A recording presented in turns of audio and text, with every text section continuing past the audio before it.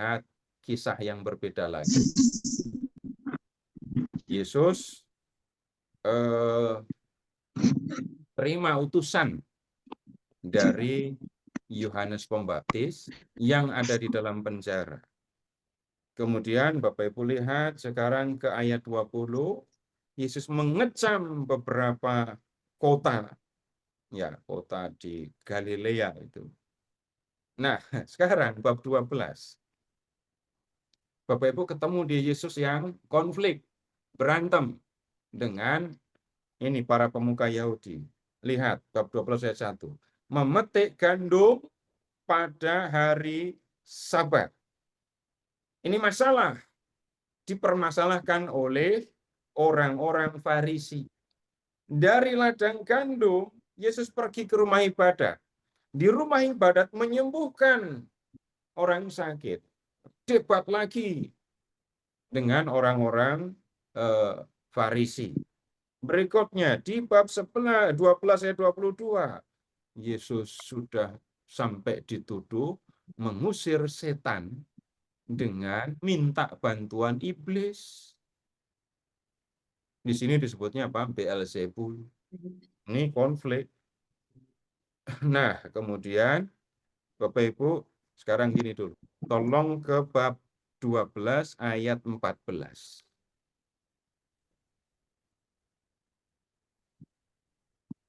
Lalu keluarlah orang-orang Farisi itu dan bersekongkol untuk membunuh dia. Baik, Bapak Ibu pernah debat sampai mau bunuh-bunuhan?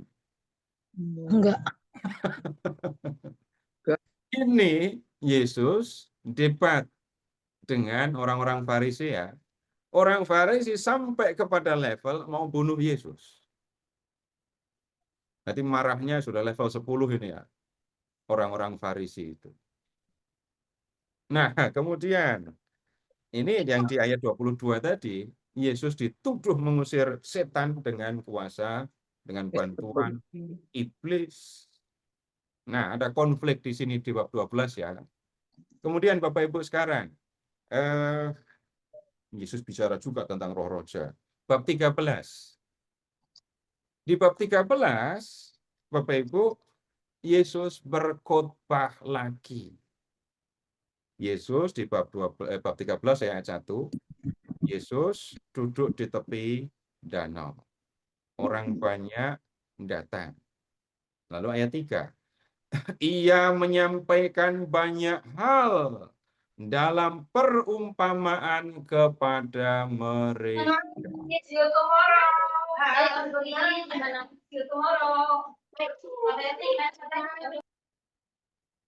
Ya, perumpamaannya apa? Bapak Ibu lihat. Sekarang juga baca judulnya saja. Perumpamaan tentang seorang penabur. Penabur 24. Tentang perumpamaan tentang lalang di antara gandum. 31. Perumpamaan tentang biji sesawi dan ragi. 36. 6. Itu penjelasan dari ayat 24 dan seterusnya tadi ya. Lalu 44. Perumpamaan tentang harta terpendam dan mutiara yang berharga. Nah, 47. Perumpamaan tentang pukat. Nah, habis itu lihat ayat 51. Mengertilah kamu semuanya. Mengertikah? Kok lah? Mengertikah? Ya. Tuhan Yesus nanya, ngerti enggak kamu tentang semuanya itu tadi? Terus mereka jawab, iya. Ya, kami mengerti. Nah, kemudian habis itu Bapak Ibu, Yesus pulang ke Nazaret dan ditolak. Nah, bab 13 jadinya ini khotbah yang isinya perumpamaan tentang kerajaan Allah. Jadi kita sudah lihat ada 3 khotbah ya. Yang pertama khotbah di bukit tadi, terus ada khotbah untuk para utusan, bab 10, terus berikutnya bab 13 ada khotbah tentang khotbah isinya perumpamaan tentang kerajaan Allah. Kemudian Bapak Ibu kita ketemu di bab 13 ayat 53 Yesus ditolak. Bab 14 ayat 1 Yohanes Pembaptis dibunuh. Berikutnya, Yesus memberi makan 5.000 orang, terus jalan di atas air. Ya, kemudian ini debat lagi, Bapak Ibu, di bab 15. Ini Yesus debat dengan orang Farisi dan ahli Taurat, ya, yang datang dari Yerusalem. Jauh-jauh datang ke Galilea mereka, bertemu dengan Yesus dan debat. Kemudian masih ada mukjizat di sini, ada perempuan Kanaan Percaya. yang menjadi percaya. Ini perempuan hebat. Tuhan Yesus menyamakan dia dengan anjing. Ya, lihat ayat 26, 15-26. Tapi Yesus menjawab, Tidak patut mengambil roti yang disediakan bagi anak-anak dan melemparkannya kepada anjing. Tapi ibu itu jawab apa? Benar Tuhan, namun anjing itu juga makan remah-remah yang jatuh dari meja tuannya. Perempuan ini nggak sakit hati dibandingkan dengan anjing. Kenapa? Ini bukan anjing Yahudi. Bukan anjing Yahudi. Pasti bukan anjing Yahudi. Kenapa? Nah itu anjingnya ada di bawah meja, tuannya makan. Itu pasti bukan orang Yahudi. Orang Yahudi mustahil membawa anjing masuk ke dalam rumah dan kemudian ada di bawah meja ketika mereka makan. Nggak mungkin. Bapak Ibu tolong ingat-ingat. Yang mengumpat dengan kata anjing itu selain orang Indonesia. Orang mana lagi, Bapak Ibu yang punya pengalaman di tempat lain? Ada nggak yang ngumpat? Ada nggak yang mengumpat dengan kata itu? Jangan lupa bahkan ada seorang santo yang namanya sangat terkenal, terutama di Pulau Jawa ini, yang namanya anjing.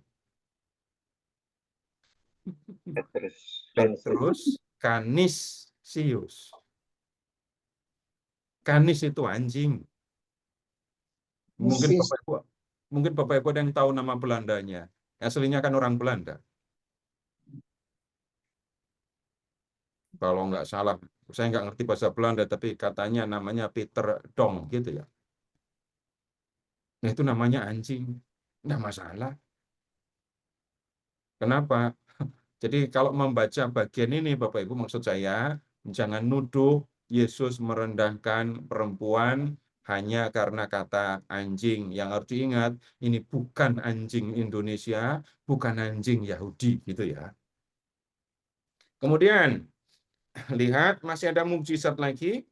Yesus yang menyembuhkan banyak orang sakit, lalu memberi makan 4.000 orang. Bapak Ibu perhatikan, Yesus memberi makan orang banyak, itu 2 kali ya. Di bab 14, 5.000 orang. Di bab 15, 4.000 orang. Nah, di bab 16, Bapak Ibu kita masih ketemu dengan konflik dengan orang Farisi, dan kali ini bersama dengan orang Saduki. Ya, kemudian ini ada cerita bermacam-macam. Menanggapi konflik dengan orang Saduki tadi, Yesus justru mengingatkan murid-muridnya, ayat 5, supaya waspada terhadap ragi orang Farisi dan ragi orang Saduki. Lalu mulai Bapak Ibu, ada sesuatu yang baru di sini. Bab 16 ayat 13. Ini Yesus yang bertanya kepada Petrus, siapa? Kata orang, siapa aku ini?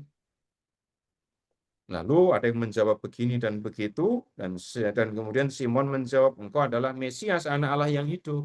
Nah, mulai dari situ, Bapak Ibu, ayat 21, Yesus menyampaikan pemberitahuan bahwa ia akan mengalami penderitaan, mati, tapi akan bangkit. Nah, kemudian lihat di bab 17. Setelah memberitahukan bahwa ia akan menderita, Yesus justru menunjukkan kemuliaannya kepada 3 orang murid utamanya di gunung. Ya.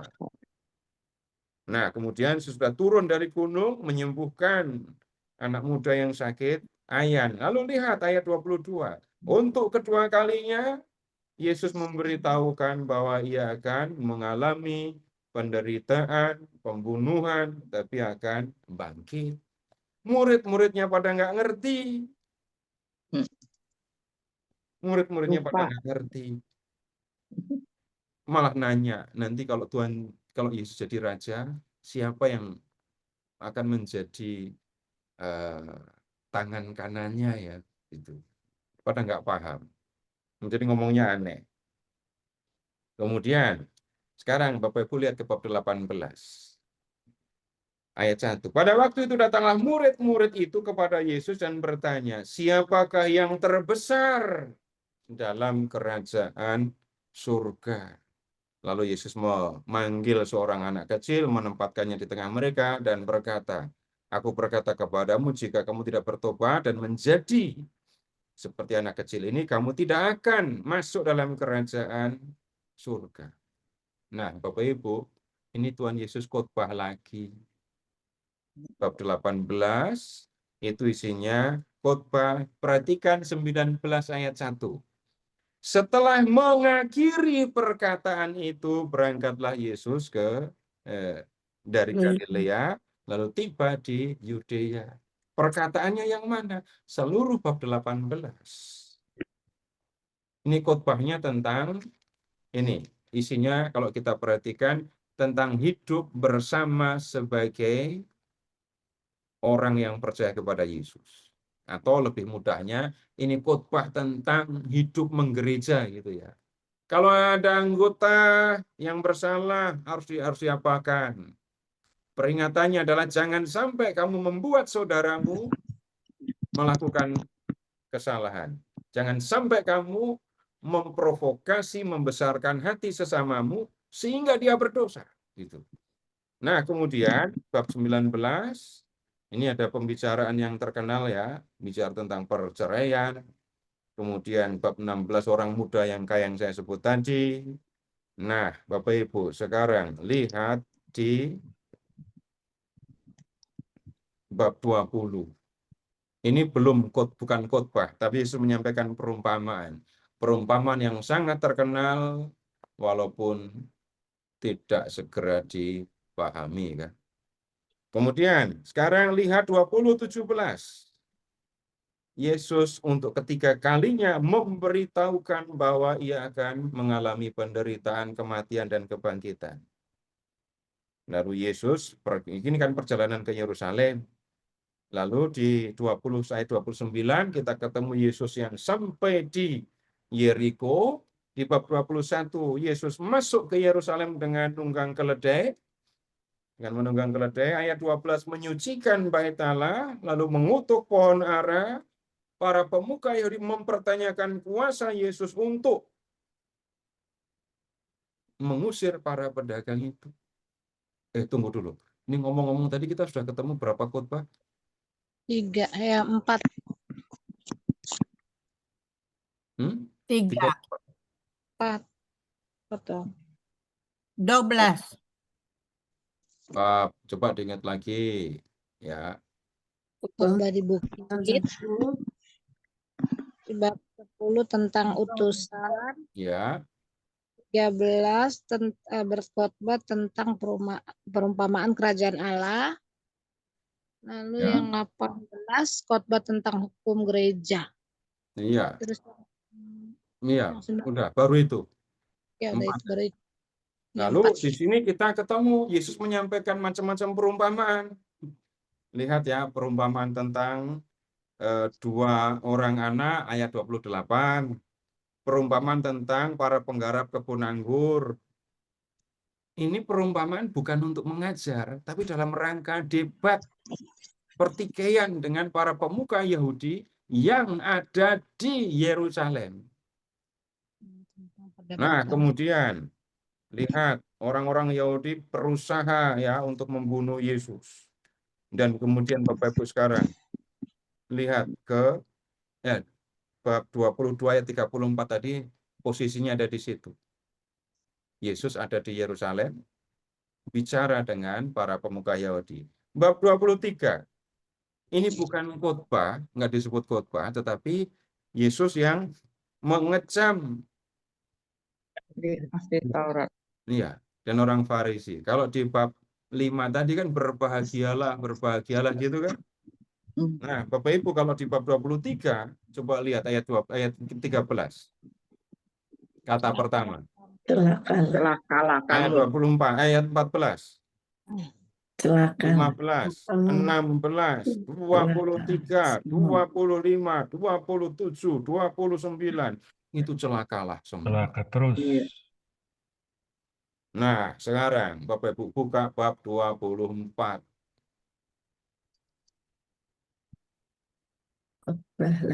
Khotbah akhir zaman.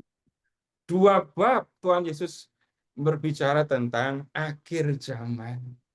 Ini khotbah khusus tentang akhir zaman. Ada perumpamaan-perumpamaan. Jadi bab 24 ya, lihat ada Yesus bicara tentang permulaan penderitaan, tapi sebelumnya bicara tentang runtuhnya bait Allah. Kemudian bicara tentang nabi-nabi palsu, datangnya anak manusia. Lalu ada perumpamaan tentang pohon ara, nasihat untuk berjaga-jaga, perumpamaan tentang hamba yang jahat, yang setia dan yang jahat. Bab 25, semua pasti hafal ini. Gadis bijaksana dan gadis bodoh. Ayat 14. Perumpamaan tentang talenta. 31. Penghakiman terakhir. Nah, ini 25 ini Bapak Ibu hafal semua ini. Paling sering diperbincangkan. Lalu bab 26 Bapak Ibu kita menemukan ini kisah sengsara Yesus, sengsara dan kebangkitan. Ini bab 26 pemberitahuan keempat tentang penderitaan Yesus. Yesus diurapi, kemudian Yudas mengkhianati Yesus. Hanya di Injil Matius, Bapak Ibu, ada kalimat, apa yang hendak kau berikan kepadaku supaya aku menyerahkan dia. Markus, Lukas tidak menulis sama dengan Matius. Yang Bapak Ibu selama ini ingat, kalau mengatakan Yudas itu mengkhianati dengan menjual Yesus, itu sebenarnya sumbernya bukan Matius, bukan Markus, bukan Lukas, bukan Yohanes, tapi Matius. Coba lihat 26 ayat 15. Ia berkata, apa yang hendak kamu berikan kepadaku supaya aku menyerahkan dia kepada kamu. Mereka membayar 30 uang perak kepadanya. Nah, kelihatan transaksinya kan, kelihatan jualannya kan. Iya, iya. Iya. Kalau di Injil Markus dan di Lukas nggak begitu. Yudas berniat menyerahkan Yesus dan para pemuka Yahudi itu gembira. Terdorong oleh rasa gembira, mereka memberi uang. Beda kan? Nah, kemudian sesudah itu lihat ayat 20 ayat 17, Yesus makan Paskah, ini juga seringkali diabaikan. Makan Paskah lalu menetapkan Ekaristi. Jadi ada 2 peristiwa malam itu. Yesus mengadakan perjamuan Paskah dan menetapkan Ekaristi. Lalu Yesus dari situ pergi ke Getsemani, ditangkap, diadili 2 kali, pengadilan Yahudi dan pengadilan Romawi, Pilatus. Dan sesudah itu, ya Yesus disalibkan, kemudian mati, dikuburkan. Bab 28, Yesus bangkit dan memberi tugas kepada murid-muridnya untuk ini memberitakan dirinya. Nah, sekarang kalau diringkas sebentar.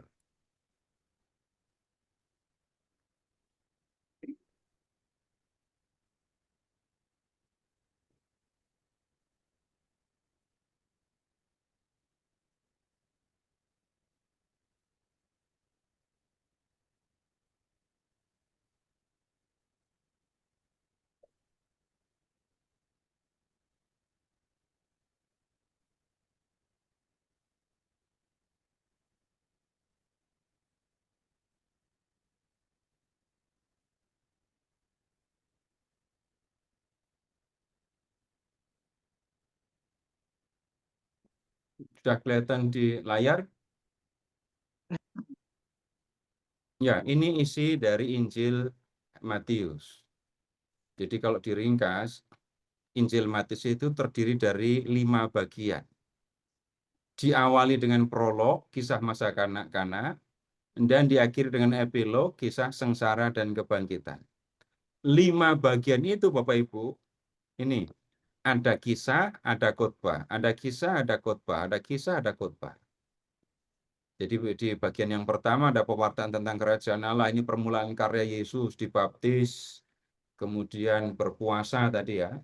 Kemudian bab 8, itu bagian yang kedua, isinya mukjizat.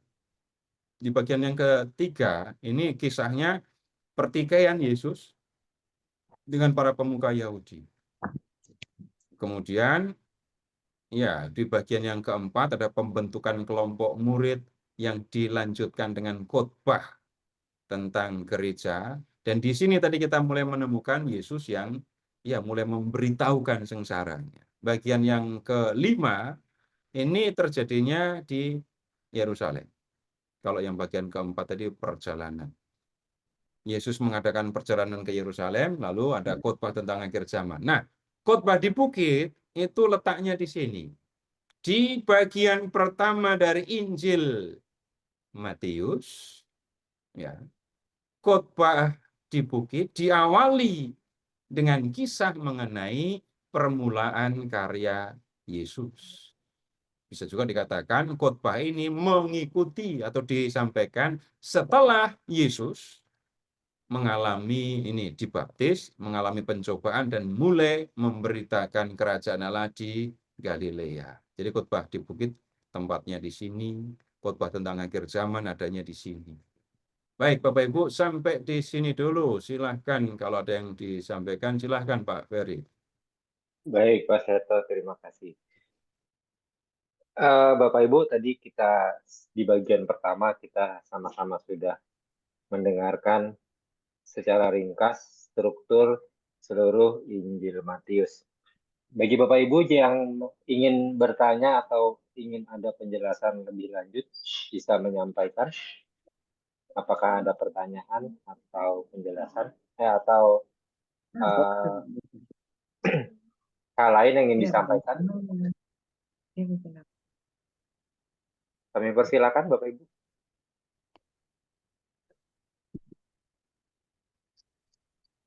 Ya, Tidak Saya ada? mau, Ya. saya mau bertanya, Pak. Sebentar Pak Helmi. Silakan Ya. Ibu Diana. Ibu Diana dari Paroki Jagakarsa. Ya, saya mau bertanya tentang orang Farisi dan Saduki. Itu Ya, apa silakan Ibu. mereka sukunya berbeda atau gimana? Apa mereka sama-sama orang Yahudi tapi beda suku? Mungkin bisa dijelaskan Saduki itu dari keturunan mana, Farisi dari keturunan mana? Itu saja Pak. Terima kasih. Ya. Kita tunggu Pak Seto.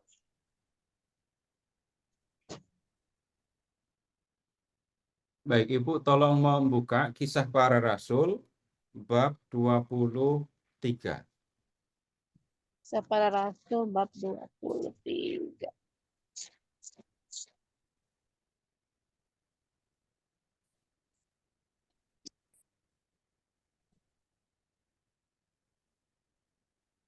Iya, sudah. Sudah. Ini kisahnya Paulus dihadapkan ke mahkamah agama Yahudi. Yang disebut mahkamah agama Yahudi itu adalah satu mahkamah isinya 70 orang dan anggotanya terdiri dari ada ahli-ahli Taurat, ada pemuka-pemuka agama Yahudi, ada imam-imam di situ. Kemudian juga ada ini kalau pakai bahasa sekarang sesepuhnya orang-orang Yahudi kumpul di situ 70 orang. Nah, kemudian sekarang Bapak Ibu tolong lihat ayat 6 ya sampai dengan 8, Bu. Tolong bacakan, Bu. Dan karena ia tahu bahwa sebagian dari mereka itu termasuk golongan orang Saduki, dan sebagian termasuk golongan orang Farisi, ia berseru dalam mahkamah agama itu. Katanya, "Hai saudara-saudaraku, aku adalah orang Farisi, keturunan orang Farisi. Aku dihadapkan ke mahkamah ini karena aku mengharap ada kebangkitan orang mati." Tetapi ia berkata demikian, timbullah perpecahan antara orang-orang Farisi dan orang-orang Saduki, dan terbagi-bagilah orang banyak itu. Sebab orang-orang Saduki mengatakan bahwa tidak ada kebangkitan dan tidak ada malaikat atau roh, tetapi orang-orang Farisi mengakui kedua-duanya. Baik, di situ kita sudah ketemu perbedaan yang sangat mendasar. Nah, sekarang begini dulu. Kalau mendengar orang Farisi, Bapak Ibu, nomor satu, mereka awam, maksudnya bukan imam.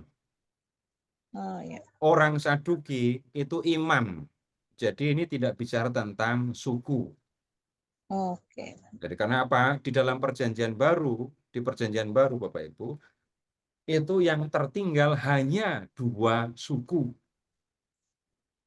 Kalau membuka ini silsilah atau daftar nenek moyang Yesus tadi yang di Matius bab 1, kemudian Bapak Ibu membaca surat Ibrani, langsung akan tahu Yesus lahir sebagai anggota suku Yehuda. Sedangkan Paulus itu dari suku Benyamin, hanya 2 suku itu. Nah, jadi ini bukan urusan suku ya. Iya, ya. Tapi para imam, Bapak Ibu, memang istimewa. Karena orang Yahudi itu bisa menjadi imam. Nggak perlu masuk seminari. Syaratnya cuma 1. Ayahnya imam. Udah, pasti anaknya imam. Jadi imam itu memang dari keturunan, bukan dari sekolah. Nah, para imam ini Bapak Ibu menduduki tempat tinggi, kedudukan tinggi di antara orang Yahudi. Bapak Ibu bisa mengingat tentang Yohanes Pembaptis, bapaknya Romo Zakaria kan? Nah, itu Iya. imam. Nah, Yohanes juga imam. Perkara Yohanes ditugaskan atau tidak ditugaskan untuk membakar korban, itu urusan lain. Nah, anehnya orang-orang Saduki ini justru menurut kisah para rasul tadi jelas ya, tidak percaya akan kebangkitan badan, tidak percaya hidup kekal, tidak percaya roh, tidak percaya adanya malaikat. Apalagi para imam yang menguasai bait Allah, itu mereka sejahtera hidupnya dan nggak bingung dengan hidup abadi. Kemudian yang berikutnya, aneh juga, para imam orang-orang Saduki ini ya, menganggap bahwa yang menjadi kitab suci mereka itu hanyalah kitab Kejadian, Keluaran, Imamat, Bilangan, Ulangan. Hanya 5 itu yang mereka anggap sebagai kitab suci. Nah, kemudian bagaimana dengan orang Farisi? Orang Farisi itu bukan imam. Tapi ya ini adalah aliran yang sangat kuat. Bahkan sebelum Tuhan Yesus lahir, mereka sudah eksis. Dan awalnya mereka adalah kelompok di antara orang Yahudi yang menjunjung tinggi hukum Taurat. Paulus, orang Farisi. Dan dia mengatakan, tentang pendirian terhadap hukum Taurat, aku orang Farisi.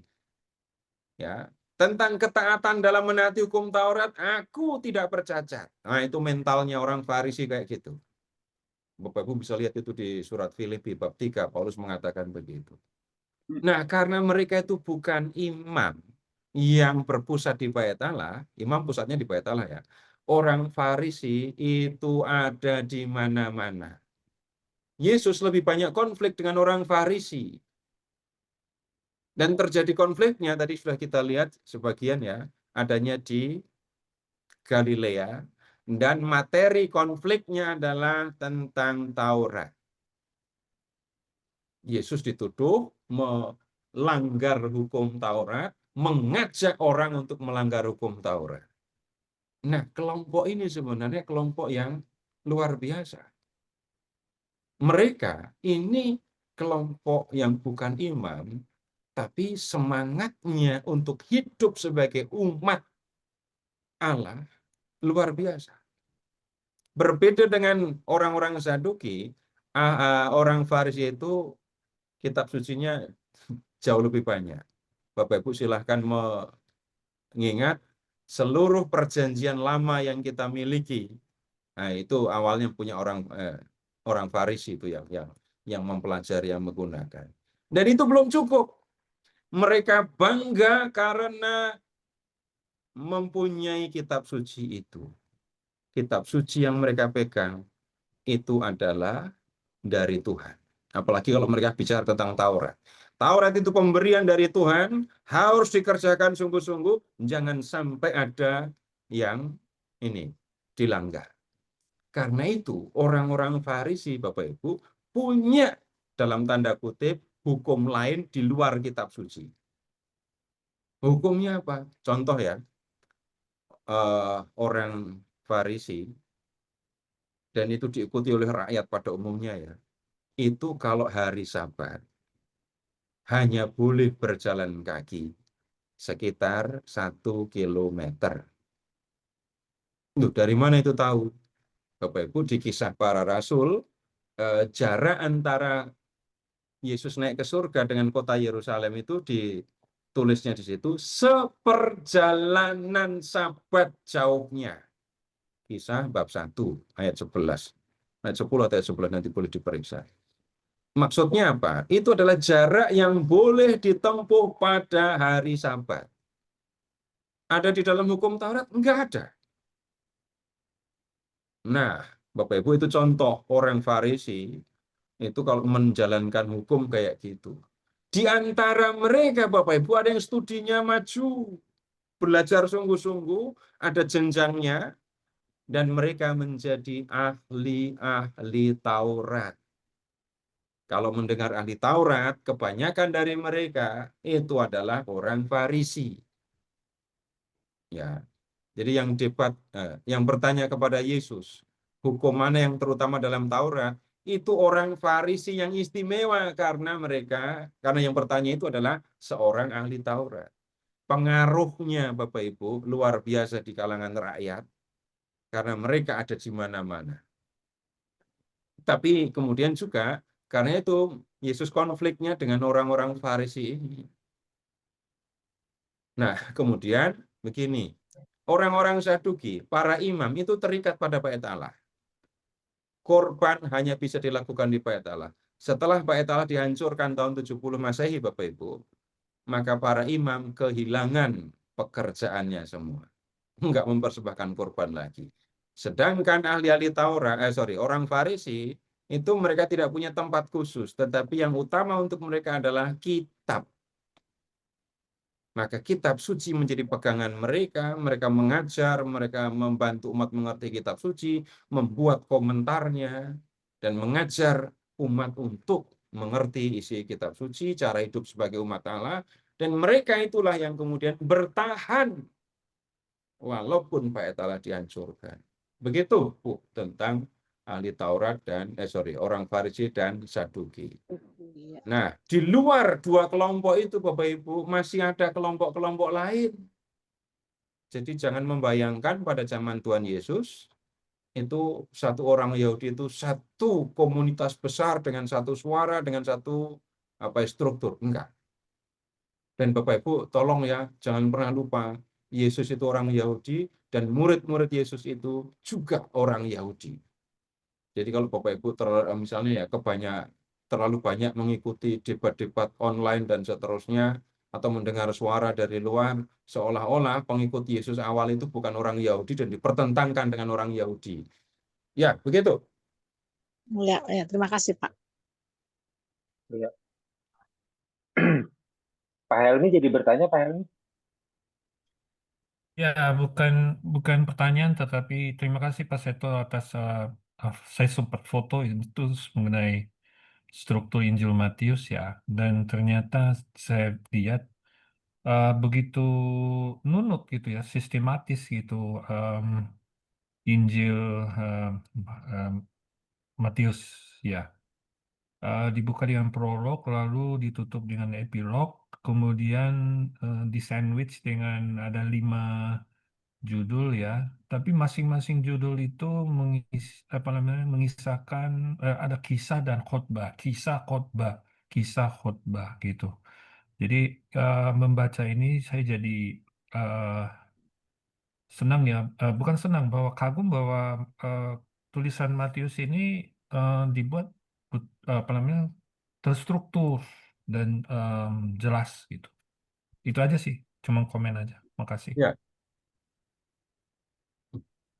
Silakan Bapak Ibu, jika masih Tanya ada Pak, pertanyaan. tanya Oh, Pak. oke. Pak Heri dari Iya, Palembang. Pak Heri, silakan Pak. malam Pak Sito. malam, Pak. Pak, itu kan kalau kita lihat Tuhan Yesus kan juga belajar Torah toh Pak. Apakah Yesus juga merupakan ini Pak, kelompok Farisi juga?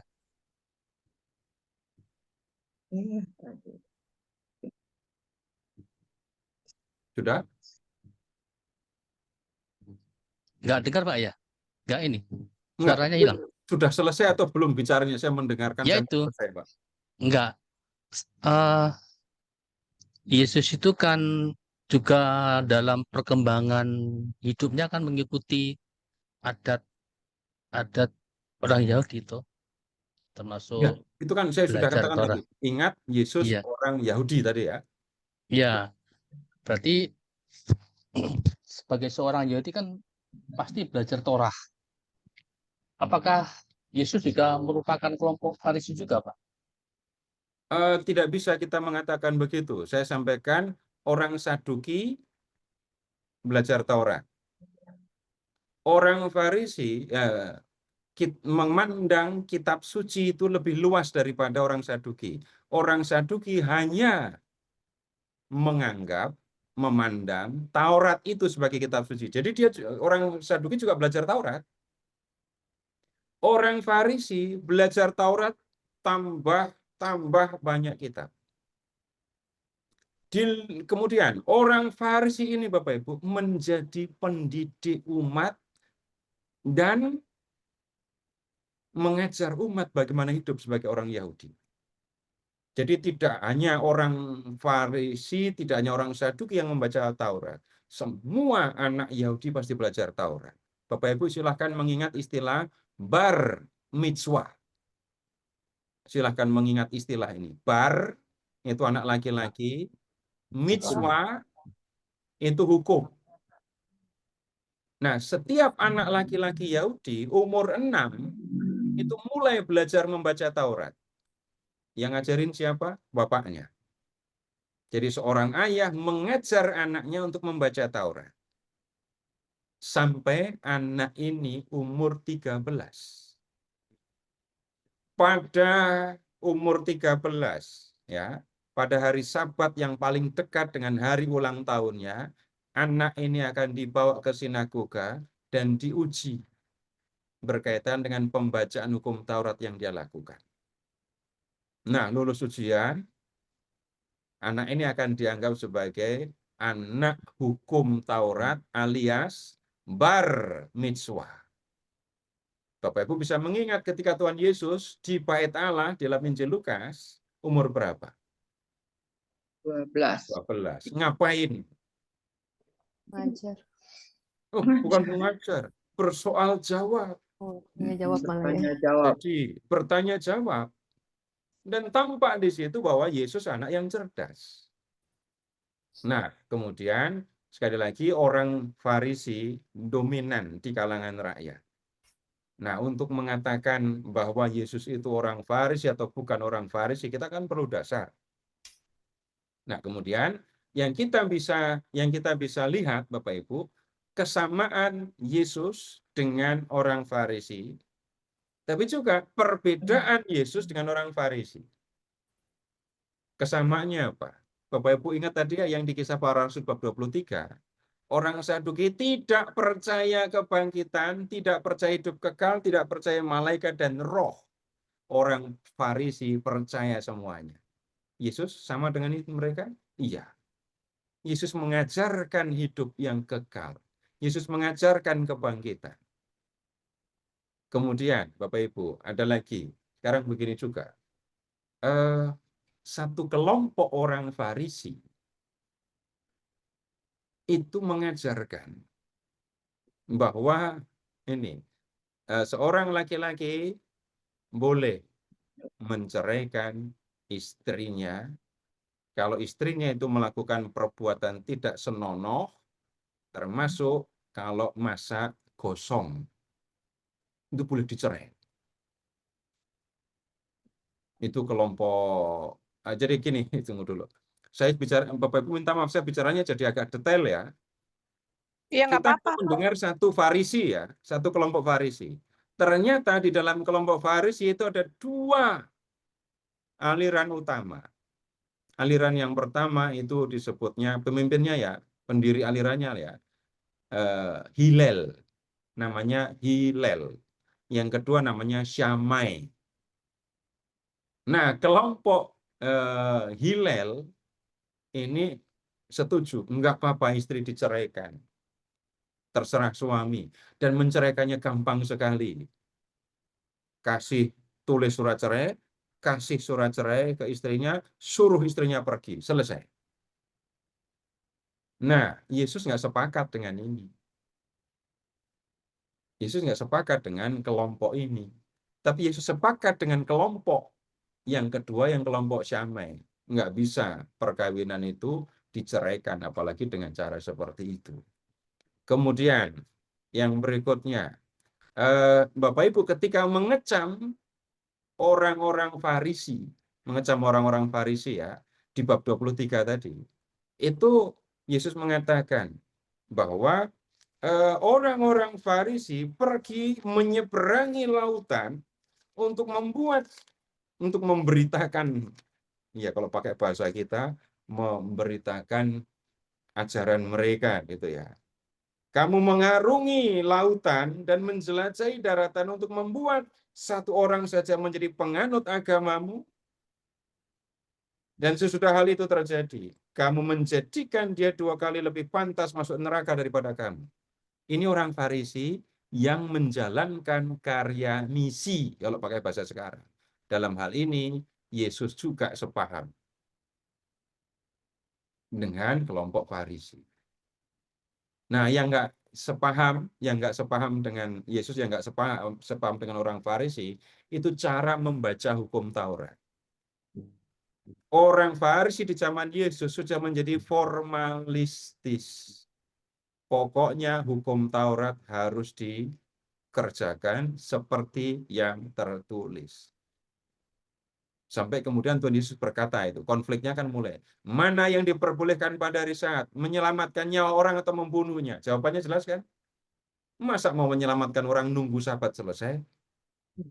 Yesus melihat hukum Taurat bukan sebagai poin-poin kalimat yang harus ditaati secara mati, tapi Yesus membaca Taurat ya dengan memperhatikan jiwa dari hukum itu. Maka kemudian kita perlu lihat nanti bagaimana Yesus membaca kembali hukum Taurat yang kemudian disampaikan di Matius bab 5 tadi. Jadi saya tidak bisa mengatakan Yesus itu adalah kelompok orang Farisi, tapi saya bisa mengatakan ada hal-hal yang sama yang disampaikan oleh Yesus, yang dengan yang disampaikan oleh orang Farisi, dan ada yang berbeda. Orang Farisi senang ketika Yesus bisa membungkam utusan orang-orang Saduki tentang kebangkitan. Orang Farisi senang. Oh, kenapa? Nah, ini mereka sering nanya kepada kami nggak bisa jawab. Oh, sudah dijawab oleh Tuhan Yesus. Itu tentang itu Kisah yang dibuat orang Saduki tentang 7 orang laki-laki yang kawin dengan seorang perempuan, lalu siapa yang akan menjadi Gimana? suami dari perempuan itu pada hari kebangkitan. Begitu, Pak? Baik, Pak. Makasih, Pak. Satu Ya. lagi, Pak. Apakah Saduk itu keturunan Imam Sadok itu, Pak? Lebih tepatnya namanya diambil dari situ. Oh, namanya Tapi ya. untuk tracking untuk tracking di zaman Yesus ini alirannya jalurnya sampai ke sana, saya belum menemukan sesuatu yang membuktikan itu. Kalau namanya Harus tes DNA kali, Pak ya. Baik, Pak. Makasih, Pak. Ya, Bisa dilanjut, Pak. Saya Pak Seto, mau tanya Pak Seto. izin Pak Ferry dulu, Bu. Ya, silakan Ibu Katarina Ani dari Kalimantan. Baik, terima kasih Pak Peri. Saya mau minta pencerahan dan penjelasan dari Pak Seto mengenai Matius di bab 7 ayat 6 Pak Seto. Lagi-lagi di sini ada kata anjing dan babi. Jangan kamu memberikan barang yang kudus kepada anjing, dan jangan kamu melemparkan mutiaramu kepada babi, supaya jangan diinjak-injaknya dengan kakinya, dan lalu ia berbalik mengoyak kamu. Karena biasanya Pak Seto kami membawa renungan ini, takutnya salah-salah nanti penyampaian. Terus yang kedua, di bab yang 10 tentang Yesus membawa pemisahan ayat 34 dan 35-nya. Mohon penjelasan dari Pak Seto. Wah, ini jelaskan satu-satu dari bab 1 sampai bab 28 kayak gini. Nggak ada waktunya nanti kalau yang kisah yang bab 7 kita akan bahas semua, Ibu. Jadi dari Matius bab 5 sampai bab 7 khotbah di bukit itu ya, kita akan bahas semua. Nggak usah khawatir. Apalagi ini kalau ke Kalimantan. Jauh Pak Seto. Saya sudah entah berapa kali ke sana. Boleh Anjing itu teman, babi itu makanan. Ya, biasa jadi kontroversi. Jadi kemudian begini, jadi kalau menganggap anjing itu teman paling setia kan. Nah, kemudian ketemu lagi di sini dengan anjing seperti ini. Nah, nanti kita akan melihat, tapi prinsip sederhananya ya, selama ini Ibu sudah entah berapa kali ketemu anjing kan, entah berapa kali motong babi. Babi apa celeng yang Jani. Yang saya minta tolong ingat-ingat.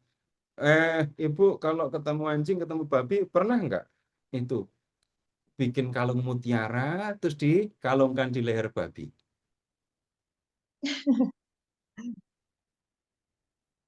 Enggak kan? Ya. Kenapa? Anjing nggak tahu, babi nggak tahu indahnya mutiara itu. Itu pemahaman sederhananya begitu. Mau seindah apapun mutiara, ya, itu kalau dikasih ke leher babi atau leher anjing, tidak kemudian anjingnya, babinya jadi kemayu jalannya, terus merasa paling cantik itu. Karena dia nggak tahu nilai dari mutiara ini. Apa yang dimaksudkan itu yang tolong tunggu dulu, tapi memahaminya awalnya begitu. Jadi mutiara itu indah. Yang mengatakan mutiara itu indah siapa? Ya manusia yang tahu keindahannya. Mutiara dikasih babi, ya nggak ngaruh apa-apa. Apalagi babi yang datang dari hutan, sama saja tambah nggak ngerti apa-apa tentang keindahan mutiara itu. Ya begitu dulu ya, Bu ya. Kemudian tentang Tuhan Yesus membawa pemisahan. Silakan mengingat begini, ketika para rasul memberitakan Yesus, ya, itu satu keluarga, ada yang percaya, ada yang tidak.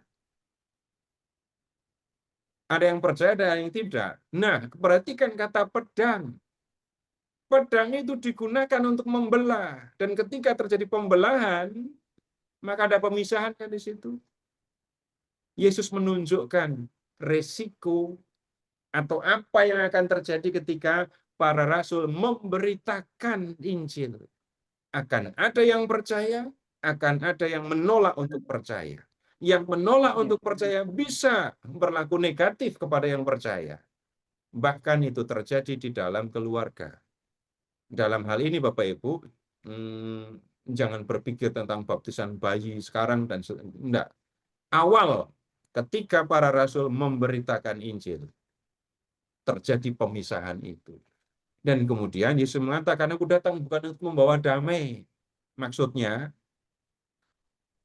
ya ini tadi, bukan supaya semua orang rukun, tapi nggak selamat.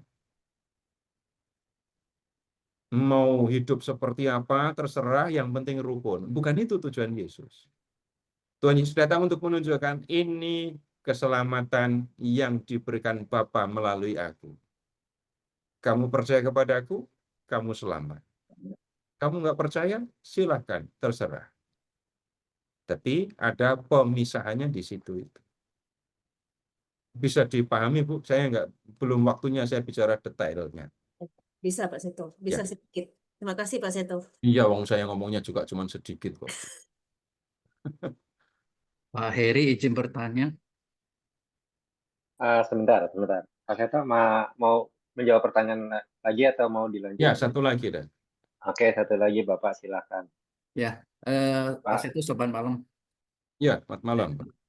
Pak Seto, kembali lagi pertanyaan Ibu yang pertama mengenai Farisi, Saduki, ahli Taurat, kan masih ada kelompok Eseni dan imam-imam kepala Pak Seto ya. Kelompok Eseni kan juga imam kalau nggak salah Pak Seto ya. Apakah mereka juga bagian dari kelompok Saduki atau ada kelompok lain lagi? Ya, itu Bapak udah jawab sendiri gitu kok pertanyaan. Oh sama ya Pak Seto ya. Berarti mereka tuh orang Saduki Sekarang juga. begini, Bapak Ibu akan ada itu tadi, orang Yahudi di zaman Yesus itu tidak satu kesatuan dengan satu pimpinan, enggak begitu. Ada banyak kelompok. Ada banyak kelompok yang baru disebut Saduki, Farisi. Nah, kemudian Bapak Ibu silahkan mengingat Yohanes Pembaptis. Yohanes Pembaptis. Pertanyaannya, itu Yohanes itu hidupnya di mana? Di gurun kan? Gurun. Kelompok Eseni. Di gurun.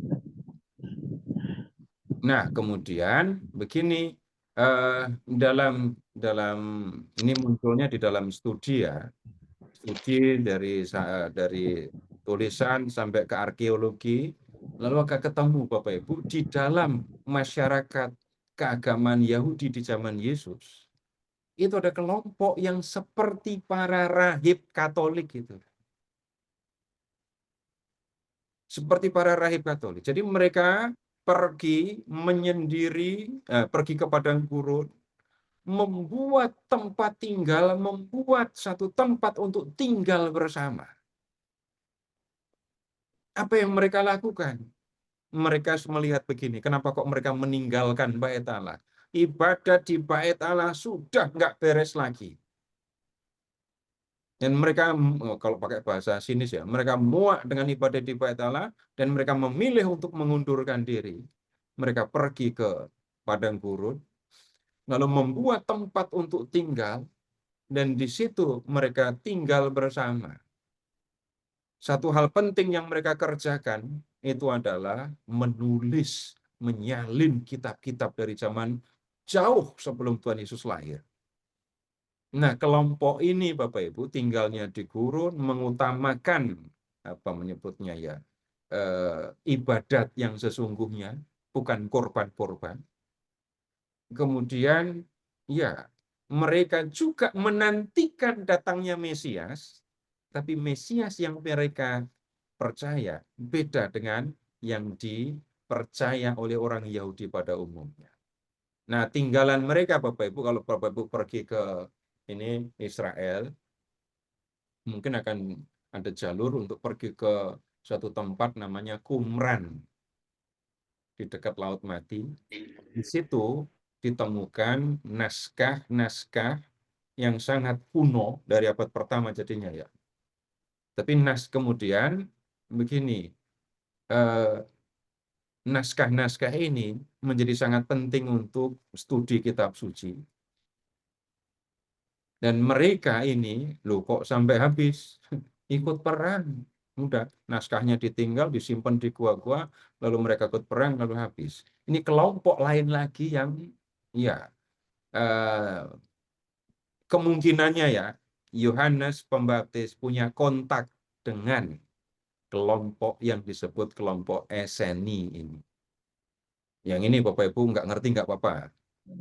Tapi Saduki dan Farisi harus ngerti supaya tidak salah memahami. Karena kelompok Eseni nggak muncul di dalam Alkitab. Jadi paling kita hanya bisa mengatakan kelompok ini punya pengaruh kepada Yohanes Pembaptis. Ah, begitu aja Pak. Ya. Terima kasih, Pak Lanjut, Seto. Prof. Baik, kalau sekarang ini ya, sekarang kita ke khotbah di bukit. Alamak. Pak Ya. Sito, Oh, Ferry, Pak saya Fer. bertanya. Ya, Matius 1 bab 16. Yakub melahirkan Yusuf suami kepada Maria. Tetapi di dalam kejadian penutupan dia, Yusuf meninggal umurnya 110 tahun. So bagaimana Yusuf masih hidup begitu lama? Oh, baik. Jadi begini, itu dua orang yang hidup di masa yang berbeda. Dua orang hidup di masa di zaman yang berbeda, namanya sama. Jadi Yusuf yang disebut di kitab Kejadian itu anak dari Yakub, Mm-mm. ya. Nah, kalau Ibu sekarang lihat di Matius bab 1 ya, Ya, ya. 16. Tunggu dulu. Ibu lihat ayat 2 dari Abraham ya. Abraham mempunyai anak Ishak. Ishak mempunyai anak Yakub. Yakub mempunyai anak Yehuda dan saudara-saudaranya. Nah, Yusuf itu adalah salah satu anak dari Yakub ini. Bukan Yakub yang Abraham lah. Kenapa? Yusuf lah. Maksudnya Yusuf itu bukan keturunan si Yakub di dalam perjanjian lama. Begitu. Belum selesai. Belum selesai ya. Jadi di sini kita ketemu dengan Yakub. Yakub itu punya anak 12. Ya. Jadi yang disebut di sini hanya Yehuda. Yang paling akhir namanya Benyamin. Kakak Benyamin. Nah, itu Yusuf. Terus, belum selesai ya. Lalu ayat 3, Yehuda mempunyai anak. Jadi urutannya gini. Yehuda, terus kemudian Peres dan Zerah. Peres, terus Hezron, Ram, terus baru sekarang ke ayat 14. Azor mempunyai anak Zadok, Zadok mempunyai anak Hakim, Hakim mempunyai anak Eliud, Eliud mempunyai anak Eleazar, Eleazar mempunyai anak Matan, Matan mempunyai anak Yakub. Nah, ini Yakub bin Matan. Oh, oke. Nah, yang tadi Yakub bin Ishak kan? Iya. Nah, kemudian Yakub mempunyai anak Yusuf. Iya, ini mirip ya. Namanya sama. Ini Yakub, Yusuf bin Yakub. Namanya sama, tapi orangnya beda jauh sekali. Oh, different person lah. Ya, different person. Oke, thank you. Ya. Baik, sekarang Bapak Ibu silahkan ke Matius bab 5. Kita lihat tentang ini isi dari khotbah di bukit.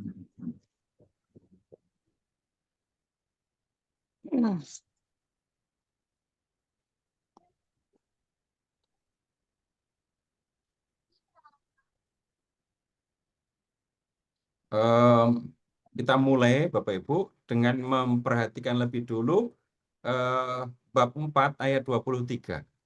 Ya. Yesus pun berkeliling di seluruh Galilea, Ia mengajar dalam rumah-rumah ibadat mereka dan memberitakan Injil kerajaan serta menyembuhkan orang-orang di antara bangsa itu dari segala penyakit dan kelemahan. Lalu tersebarlah berita tentang dia di seluruh Syria dan dibawalah kepadanya semua orang yang buruk keadaannya, yang menderita berbagai penyakit dan sengsara, yang kerasukan setan, yang sakit ayan dan yang lumpuh. Yesus menyembuhkan mereka. Orang banyak itu pun berbondong-bondong mengikuti dia. Mereka datang dari Galilea dan Dekapolis. Dekapolis itu di sebelah timur Sungai Yordan. Bahkan dari Yerusalem, Yudea, dan seberang Yordan. 51. Ketika melihat orang banyak itu, naiklah ia ke atas bukit. Dan setelah ia duduk, datanglah murid-muridnya kepadanya. Jadi lihat Bapak Ibu, Yesus naik ke atas bukit, terus duduk, murid-murid datang, dan Yesus mulai berbicara dan mengajar mereka. Katanya terus sampai bab 7 tadi. Kenapa kok disebut khotbah di bukit? Karena Yesus bicaranya, berkhotbahnya di atas, di bukit. Nah, kemudian Bapak Ibu begini, ketika kita membaca Injil Lukas, kita menemukan banyak dari isi khotbah Yesus di bukit ini ada di dalam Injil Lukas bab 6 ya. Tapi Lukas mengatakan bahwa atau menceritakan Yesus khotbahnya bukan di bukit tapi di tanah datar. Coba sekarang Matius bab 5-nya diberi tanda ya, diberi pembatas maksudnya. Kemudian Bapak Ibu ke Injil Lukas bab 6.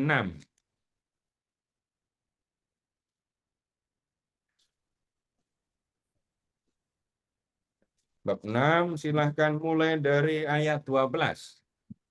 Suatu ketika pada hari-hari itu pergilah Yesus ke bukit untuk berdoa, dan sepanjang malam ia berdoa kepada Allah. Ketika pagi tiba, ia memanggil murid-muridnya, lalu memilih dari antara mereka 12. Jadi muridnya lebih dari 12. Yang disebutnya rasul. Nah, itu ada daftarnya. Nah, 17. Lalu ia turun dengan mereka dan berhenti pada suatu tempat yang datar.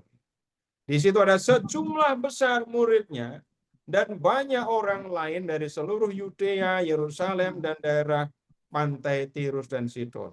Mereka datang untuk mendengarkan dia dan untuk disembuhkan dari penyakit mereka. Mereka yang menderita karena roh-roh jahat pun disembuhkan. Semua orang banyak itu berusaha menyentuh dia karena ada kuasa yang keluar dari dia dan menyembuhkan semua orang itu. Lalu Yesus memandang murid-muridnya dan berkata, "Berbahagialah, hai kamu yang miskin, karena kamulah yang punya kerajaan Allah." Sama kan? Tapi Bapak Ibu, Lukas menjelaskannya dengan cara berbeda. Saya tidak akan membuat perbandingan serius, tapi saya hanya mengajak Bapak Ibu untuk melihat apa yang disampaikan dalam khotbah di bukit di Injil Matius itu ada ya di Injil Lukas. Di Markus dan di Yohanes enggak ada. Cuma ada di Matius dan Lukas. Lalu dalam Injil Lukas, Bapak Ibu tidak akan menemukan kalimat-kalimat yang merupakan kutipan dari Taurat. Kutipan Tauratnya nggak disebut, nggak disampaikan di dalam Injil Lukas. Dari situ kita tahu, Bapak Ibu, Matius menulis Injil ini pasti untuk orang-orang Kristiani yang punya latar belakang Yahudi. Sedangkan Lukas bukan untuk orang Yahudi. Kenapa kok begitu jelas? Kamu telah mendengar firman, mata, ganti gigi, gigi ganti gigi. Orang Yahudi memang pernah mendengar itu di dalam Taurat. Orang bukan Yahudi, nggak punya Taurat, nggak ngerti itu. Jadi nggak cocok kalau diambil kutipan, kamu telah mendengar firman. Nah, sekarang Bapak Ibu kembali ke Injil Matius bab 5 ya. Kita ini perhatikan isi dari khotbah di bukit. Kembali ke bab 5, lihat mulai dengan ayat 3 kita ketemu ucapan bahagia. Ucapan bahagia, lihat berbahagialah. Bapak Ibu coba dihitung berbahagialahnya ada berapa coba? 1, 2, 3, 4, 5, 6, 7, 8, 9, 10. Jadi lihat ayat 3, 4, 5, 6, 7. 8, Ya. 9. Ayat 8, ayat 9, ayat 10, ayat 11. Sampai 10. Kemudian sekarang Bapak Ibu lihat ya ayat 10 sampai dengan 12.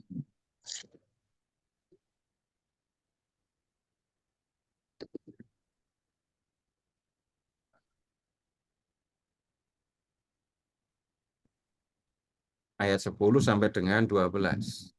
Itu muncul berbahagialah, berbahagialah, terus bersukacita dan bergembiralah ya. Iya. Tapi kalau kita perhatikan keseluruhannya, mengatakan yang sama. Berbahagialah orang yang dianiaya karena kebenaran, karena merekalah yang punya kerajaan surga. Berbahagialah kamu, jika karena aku orang mencela dan menganiaya kamu, serta menunjukkan segala fitnah kepadamu. Bersukacita dan bergembiralah, karena upahmu besar di surga, sebab demikian juga telah dianiaya nabi-nabi yang datang, yang sebelum kamu. Karena itu ada yang menghitung ayat 10 sampai dengan 12 itu satu doang. Jadi ayat 3, 4, 5, 6, 7, 8, 9, 10 sampai dengan 12. Jadi menghitungnya jadinya cuma 8 sabda bahagia. Nah, kemudian setelah itu lihat Bapak Ibu ayat 13 sampai dengan 16. Tuhan Yesus menunjukkan identitas murid-muridnya. Kamu adalah, bukan hendaknya kamu, atau kamu akan menjadi, enggak. Kamu adalah garam, kamu adalah cahaya dunia. Kemudian Yesus menjelaskan itu dengan kiasan itu ya. Nah, bagian yang paling panjang Bapak Ibu, ini Yesus dengan hukum Taurat ini. Yesus dan hukum Taurat. Itu praktis dari ayat 17 sampai dengan ayat 48. Coba kita lihat ya. Ayat 17 sampai dengan 20. Jangan kamu menyangka bahwa aku datang untuk meniadakan hukum Taurat atau para nabi. Aku datang bukan untuk meniadakannya, melainkan untuk menggenapinya. Karena sesungguhnya aku berkata kepadamu, selama belum lenyap langit dan bumi ini, satu huruf terkecil atau satu titik pun tidak akan lenyap dari hukum Taurat sebelum semuanya terjadi. Karena itu, siapa yang meniadakan salah satu perintah hukum Taurat, sekalipun yang paling kecil, dan mengajarkannya demikian kepada orang lain, ia akan diberi tempat yang paling rendah dalam kerajaan surga. Tetapi siapa yang melakukan dan mengajarkannya, ia akan diberi tempat yang tinggi dalam kerajaan surga. Tapi ini peringatan serius ayat 20. Aku berkata kepadamu, jika hidupmu tidak lebih besar daripada ahli-ahli Taurat dan orang-orang Farisi, sesungguhnya kamu tidak akan masuk dalam kerajaan surga. Nah, saya belum memberi penjelasan Bapak Ibu, tapi di bagian ini Yesus memberikan penjelasan apa yang sebenarnya dilakukannya. Bukan meniadakan, tapi menggenapi. Kemudian berikutnya lagi, Yesus mengajarkan bagaimana dia menggenapi itu. Dan bukan hanya itu, Yesus juga mengerjakan. peringatan serius, pahami Taurat baik-baik, jangan ada yang dihilangkan. Nah, yang seringkali terjadi adalah orang salah mengerti, maka orang bisa menghilangkan. Karena dianggap ini firmannya nggak bermutu, hukumnya sudah nggak cocok lagi. Nah, kemudian bagaimana Yesus menggenapi hukum Taurat? Lihat ayat 21. Kamu telah mendengar bahwa kepada nenek moyang kita dikatakan jangan membunuh. Siapa yang membunuh harus dihukum. Namun, aku berkata kepadamu, setiap orang yang marah terhadap saudaranya harus dihukum. Siapa yang mencaci saudaranya harus dihadapkan ke mahkamah agama. Siapa yang berkata jahil harus diserahkan ke dalam neraka yang menyala-nyala. Nah, Bapak Ibu, perhatikan bahwa kamu telah mendengar dan namun aku berkata kepadamu, itu bukan dua kalimat untuk meniadakan. Jadi maksudnya, kamu telah mendengar firman di dalam Taurat dikatakan, jangan membunuh. Yang membunuh harus dihukum. Nah, Yesus tidak meniadakan itu. Tapi Yesus menggenapi. Menggenapinya bagaimana? Bapak Ibu kata menggenapi di sini memang berbeda dengan menggenapi nubuat itu ya. Nabi bilang begini, Yesus mengerjakan. Nah, sekarang begini untuk ilustrasi. Bapak Ibu jelaskan ya, membunuh itu salah. Jelas itu salah, jelas itu berdosa. Tapi yang salah itu bukan hanya membunuh. Sekarang, lihat kalimat yang diucapkan Yesus. Marah. Ngatain. Itu sudah salah. Gini. Nanti penjelasan selanjutnya menyusul, tapi ini untuk sekali lagi ilustrasi yang akan kita lakukan. Bapak Ibu, tolong jawab apa adanya. Manusia, termasuk Bapak Ibu dan saya ini, lebih banyak melukai, menyakiti orang dengan tangan atau dengan ucapan? Dengan mulut. Nah, kalau dengan mulut itu soalnya jawabannya bisa Pak gigit berarti ini ya. Gitu. Ucapan. Dengan ucapan. Nah, atau kalau dibalik, Bapak Ibu disakiti dengan kata dan disakiti dengan tangan kosong ya, itu rasa sakitnya tahan lama yang mana? Ucapan. Dengan kata-kata. Nyatanya begitu kan? Jadi Tuhan Yesus mengatakan, jangankan membunuh, nyakiti pakai satu kata saja, itu sudah salah. Begitu maksudnya. Nah, ada banyak hal Bapak Ibu yang dibahas oleh Tuhan Yesus ya. Ini tadi kita lihat tentang amarah. Lalu lihat yang 27 tentang zina. Kalimatnya jadinya sama. Jangankan zina fisik itu. Berzina dalam hati saja itu sudah salah gitu. Nah, kemudian setelah zina, ini yang membuat banyak orang juga kebingungan membaca tentang ucapan Yesus mengenai perceraian. Ini nanti kaitannya dengan Injil Matius bab 19. Lalu mengenai sumpah, ayat 33. Ayat 38, ini mengenai pembalasan. Lalu, lihat ayat 43, ini mengenai mengasihi musuh. Ini jadi Yesus meluangkan, menyebutnya ya, banyak waktu untuk membahas Taurat ya.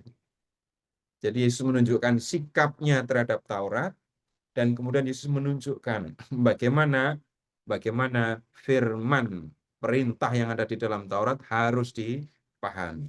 Nah, sekarang lihat ke bab 6 ayat 1. Sedekah. Yang ayat 1-nya. Ingatlah, jangan kamu mengamalkan kesalehanmu di depan umum supaya dilihat orang, karena jika melakukan demikian, kamu tidak memperoleh upah dari Bapamu yang di surga. Nah, kalau Bapak Ibu dengan ungkapan yang lebih gampang dimengerti, jangan mengamalkan kesalehanmu di depan umum supaya dilihat orang. Kalau diringkas 2 kata saja. Jangan munafik, gitu kan? Iya, jangan soal. Nah, ini munafik dalam arti yang sebenarnya yang ini. Nah, perhatikan kata kesalehan. Orang Yahudi itu mengukur kesalehan atau menunjukkan bidang-bidang kesalehan dalam hidup keagamaan dalam 3 hal. Ayat 2 itu nomor 1, memberi sedekah. Nomor 2 itu ayat 5, berdoa. Yang ketiga, ini ayat 16, berpuasa.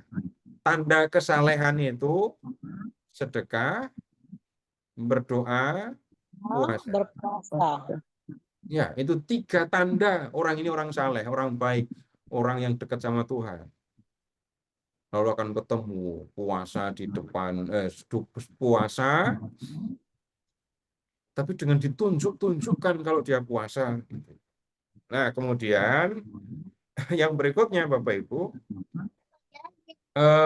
kita menemukan hal yang berkaitan dengan harta dan kekhawatiran ini ya. Kumpulkan harta di surga, ayat 19 sampai dengan 24. Tapi jangan khawatir tentang hidupmu di dunia. Kumpulkan harta di surga, tapi nggak usah khawatir tentang hidupmu di dunia. Maksudnya apa? Mengumpulkan harta di surga itu. Dan kenapa kok orang nggak perlu khawatir tentang hidup di dunia? Itu burung-burung di udara itu nggak punya ladang, nggak punya kebun, nggak menanam. Itu aja diberi makan oleh Tuhan. Kamu lebih daripada burung. Tapi jangan seperti burung, nggak usah kerja, nanti kan dikasih makan Tuhan. Bukan begitu juga. Nggak usah khawatir tentang hidupmu di dunia. Pasti kamu dibantu, ditolong oleh Tuhan. Nah, itu ayat 19 sampai dengan 34. Lalu di bab 7, ini ada macam-macam hal. Ada tentang peringatan supaya tidak menghakimi sesama. Lalu ada ini memberikan barang kudus. Lalu ayat 7 sampai dengan 11 tentang pengabulan doa.